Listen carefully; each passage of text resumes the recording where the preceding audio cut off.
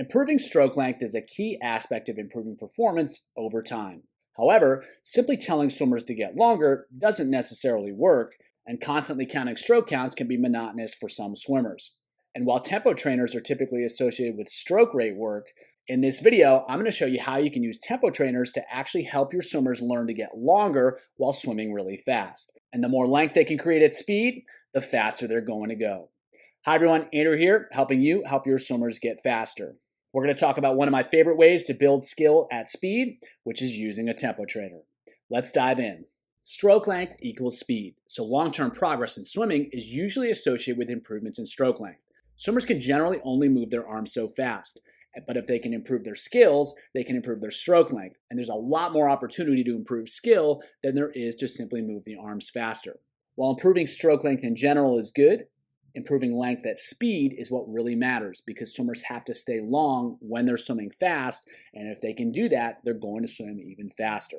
However, the faster the arms are moving, the harder it is to create length. It's much more of a challenge to execute great skills with high stroke rates than it is at low stroke rates. So the more effective a swimmer can be at doing so, the faster they're going to go.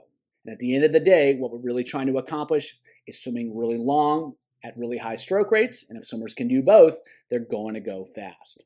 So if we know that stroke length is important, and we know that swimmers have to be able to achieve high stroke lengths at high stroke rates in order to go fast, why is it difficult to help swimmers learn this skill? Well, the most common strategy, which is just to tell swimmers to get longer, doesn't necessarily work because it doesn't show them how to get longer. They don't understand how to make those changes, and a lot of times when they try to get longer, they just really slow the stroke rate down, which doesn't really help them go faster. Swimmers also don't understand how to stay long at speed because there's no real feedback. When they're trying to swim fast, they don't get a sense of whether they're maintaining their stroke length or not. There's no clear feedback. There's no feedback really at all. And without feedback, it's hard to learn. They don't really know if they're staying long. All they know is they're trying to stay long and they're trying to swim fast, but they don't really know if it's being effective. So to help swimmers learn faster and learn better, we have to provide them with better and clearer feedback. Probably the biggest challenge is what has to happen to stay long at high stroke rates isn't intuitive to most swimmers.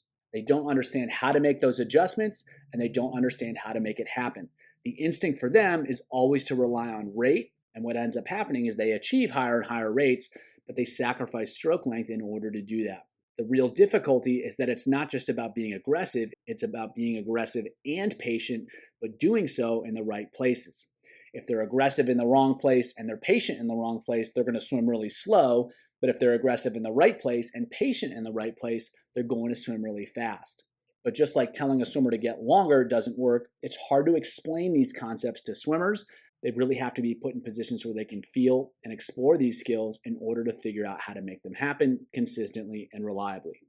One of my favorite ways to address this challenge is having swimmers go as fast as possible at a given stroke rate. So X can be whatever you want. It can be fast, it can be slow, it can be anything in between, and then you can use whatever stroke rates you want as long as it's helping you accomplish your goals. So all you do is you give them a tempo trainer and then you give them a stroke rate. As I said, it could be high, low, anything in between.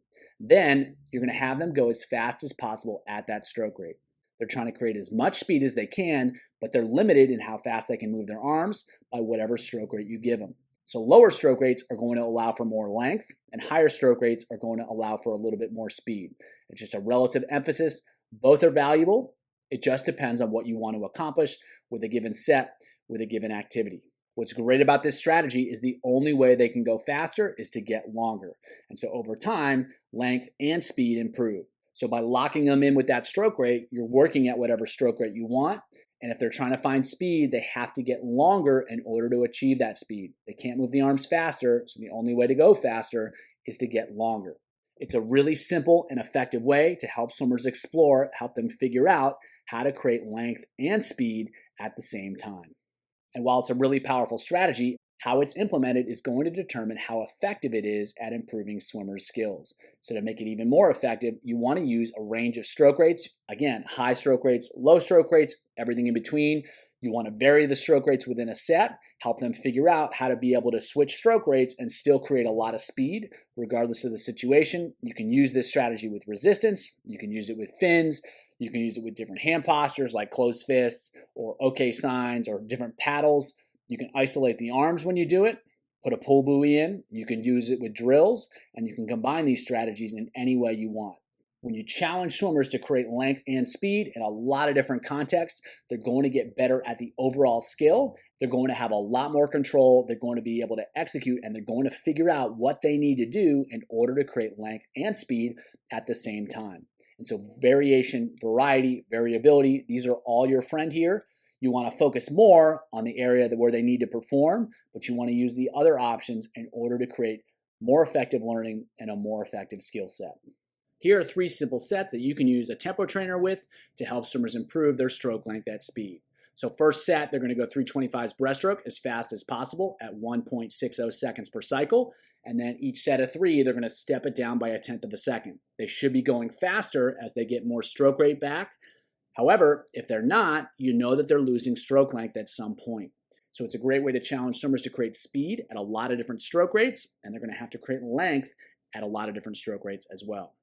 Next set, they're going to go 3 rounds through. They're going to go 550s freestyle at 200 stroke rate as fast as possible. So they're locked in with that stroke rate, and they're trying to create as much speed as they can. We're going to use different equipment here. So round 1 is with paddles, round 2 is with fins, round 3 is no equipment. So we're challenging them in different ways, and they're trying to create as much speed as they can, but they can't move their arms faster. They have to swim more effectively in order to go faster. Last set, they're going to go 850s backstroke with a band. So we're just focusing on the arms here. They're going as fast as they can.